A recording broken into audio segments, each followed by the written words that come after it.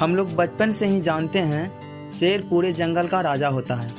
हालांकि शेर ना तो पूरे जंगल में सबसे बड़ा होता है, ना ही शेर जंगल में सबसे लंबा होता है और ना ही ये सबसे भारी होता है। और हाँ, सबसे बड़ी बात यह सबसे बुद्धिमान और तेज़ भी नहीं होता। हम सभी जानते हैं जंगल में सबसे बड़ा हाथी, सबसे लंबा जिराफ, सबसे चतुर और चालाक लोमड़ी होती है। पर शायद आपके मन में एक सवाल आ रहा होगा, बाघ और शेर दोनों ही खतरनाक जंगली जानवर हैं। एक जंगल में दांत, एक अपने शाही अंदाज के लिए लोगों में मशहूर है।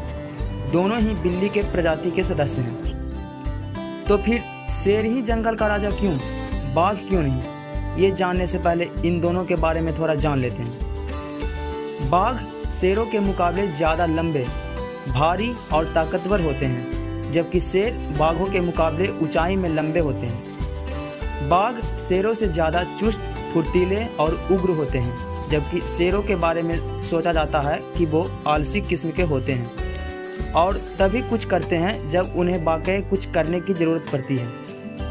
शेर बाघों के मुकाबले ज़्यादा सामाजिक होते हैं और झुंड में रहना पसंद करते हैं, जिन्हें प्राइड्स कहा जाता है। शेर की तुलना में बाघ अकेले रहना पसंद करते हैं। इस अंतर से रजनीकांत की फिल्म शिवाजी द बॉस का डायलॉग फेल हो गया, जिसमें वो कहते हैं, मुन्ना झुंड में तो सुअर आते हैं, शेर अकेला ही आता। अब इसे बदलकर ऐसा कर दीजिए, झुंड में तो शेर आते हैं, बाघ अकेला ही आता है। शेर के परिवार में शेर तथा शेरनी दोनों ही मुखिया होते हैं। दोनों ही अपने परिवार का पालन पोषण करते हैं। शेर के परिवार में शेरनी ही परिवार का पालन पोषण तथा बच्चों का भरण पोषण का काम करती है। परिवार को पालने की तथा बच्चों को खाना खिलाने की सारी जिम्मेदारी शेरनी की होती है। अपना तथा बच्चों का पेट भरने के लिए शेरनी शिकार करती है। सारी की सारी मेहनत तो शेरनी करती है, शिकार से लेकर परिवार तक का। शेर आलसी होते हैं और वे शेरनी के द्वारा किए हुए शिकार को ही खाते हैं। शेर शेरनी का शिकार में हेल्प जरूर करते हैं। शेर शिकार बहुत ही कम करना चाहते हैं। बाघ नर हो या मादा अपना शिकार खुद करते हैं और अपने खाने के लिए किसी पर निर्भर नहीं होते। टाइगर अपना खाना किसी के साथ शेयर करना पसंद नहीं करते। बाघ हर मामलों में शेरों से मजबूत होते हैं। यदि शेर और बाघ दोनों आपस में लड़ाई करते हैं तो इसमें टाइगर जीत जाएगा।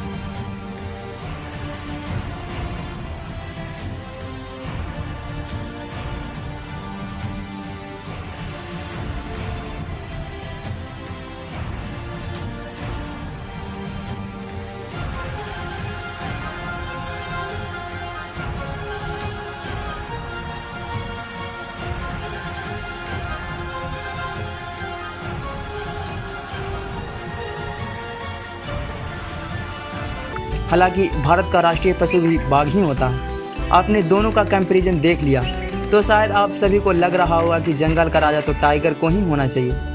तो चलिए अब जानते हैं जंगल का राजा शेर ही क्यों। टाइगर का जंगल का राजा ना बनने की सबसे बड़ी वजह इसमें वो जिद, एटीट्यूड और ईगो नहीं रहता है। जैसे एक हिरन का झुंड है और उस झुंड में बाघ ने किसी एक हिरन को अपना टारगेट बनाया, पर अगर वह हिरन थोड़ी दूर भाग जाता है तो वह बाघ अपना टारगेट छोड़कर पास वाले किसी भी हिरन को मारकर शिकार कर लेता है। पर महाराज शेर जी का तो अलग ही अंदाज है। शेर ने जिस भी हिरन को अपना टारगेट बना लिया, वो हिरन चाहे जितनी भी दूर क्यों ना भाग जाए, शेर को कितनी भी मशक्कत क्यों ना करने पड़े, पर वह उसी हिरन को पकड़ेगा और उसे ही मारकर खा जाएगा।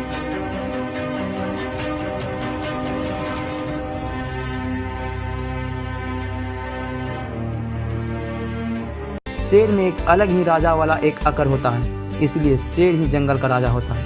आई होप कि आप लोगों के दिमाग में ये सारे डाउट क्लियर हो गए होंगे कि शेर ही जंगल का राजा क्यों होता है। तो ठीक है, मिलते हैं नेक्स्ट वीडियो में। Stay happy.